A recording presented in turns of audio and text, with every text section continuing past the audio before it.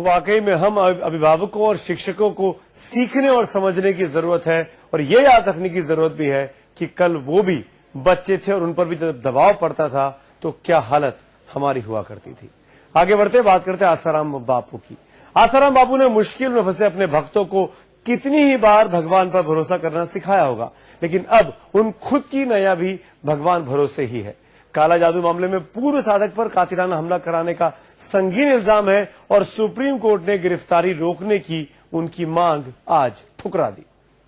मैं व्यथित हूं और मैं भगवान से प्रार्थना करता हूं कि वे आत्माएं दिव्य होकर अपने परिवार में फिर से आए। आसाराम बापू की फरियाद भगवान भले ही सुन ले, न्याय के मंदिर में नहीं चली। सुप्रीम कोर्ट ने आसाराम बापू की फरियाद ठुकरा दी और खाली हाथ लौटा दिया। आसाराम बापू ने फरियाद की थी कि अहमदाबाद में उनके खिलाफ दर्ज मामला रद्द कर दिया जाए और गिरफ्तारी पर रोक लगे। हालांकि अब वकील ने दलील दी है कि उन्होंने अग्रिम जमानत की मांग नहीं की थी और याचिका भी खुद ही वापस ले ली है। उनके खिलाफ जो एफआईआर है वो क्वैश करने की प्रेयर थी। कभी भी एंटीसिपेटरी बेल की प्रेयर किसी कोर्ट में नहीं की गई, यहाँ भी नहीं की गई थी। और चूंकि 114 सेक्शन आईपीसी का लगता नहीं है, इसलिए हमने प्रेयर की थी क्वैशिंग की। तो कोर्ट ने फिलहाल एग्री नहीं कर रहे थे, हमने उसको विड्रॉ कर लिया है। आसाराम बापू पर अपने खिलाफ गवाही देने वाले आश्रम के पूर्व साधक राजू चांडक पर जानलेवा हमला कराने का इल्जाम है। अहमदाबाद पुलिस ने मामला दर्ज किया है। आसाराम बापू पर गिरफ्तारी की तलवार लटक रही है और उन्हें उम्मीद थी कि न्याय के सबसे बड़े मंदिर से केस रद्द हो जाएगा। सेक्शन 114 होता है जब आप किसी को अबेट करते हैं मौके पर खड़े होकर। चूंकि वो दिल्ली में थे और घटना अहमदाबाद की है, इसलिए सेक्शन 114 नहीं लगता। सुप्रीम कोर्ट से राहत की गुहार वापस लेने के बाद भी आसाराम बापू पर गिरफ्तारी की तलवार लटकी हुई है। अब ये पूरा दारोमदार गुजरात पुलिस और सरकार पर है कि वो इस मामले में कब और कैसे कार्रवाई करती है। ये मामला आसाराम बापू के अहमदाबाद आश्रम में 2 बच्चों दीपेश और अभिषेक की मौत से जुड़ा है। दोनों बच्चों का शव साबरमती के किनारे मिला था और बच्चों के घर वालों ने काला जादू का संगीन इल्जाम लगाया था।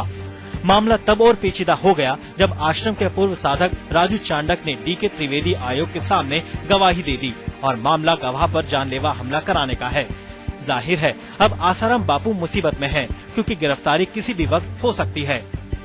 संजय शर्मा, दिल्ली, आज तक।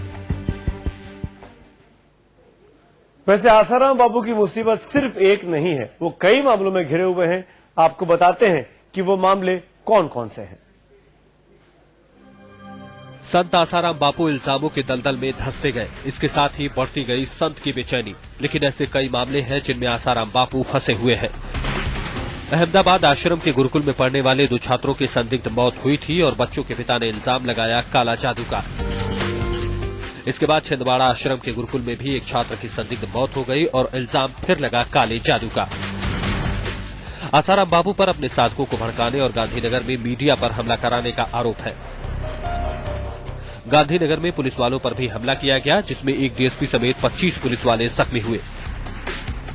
इसके अलावा इल्जाम है काला जादू मामले के गवाह राजू चांडक पर कातिलाना हमला कराने का। इस मामले में पहली बार आसाराम बापू का सीधे सीधे नाम लिया गया। आसाराम बापू के अहमदाबाद आश्रम पर 64,000 वर्ग मीटर जमीन पर अवैध कब्जे के अलावा साबरकांठा, नवसारी और सूरत के आश्रमों पर भी गैर कानूनी कब्जे का मामला है। आज तक ब्यूरो।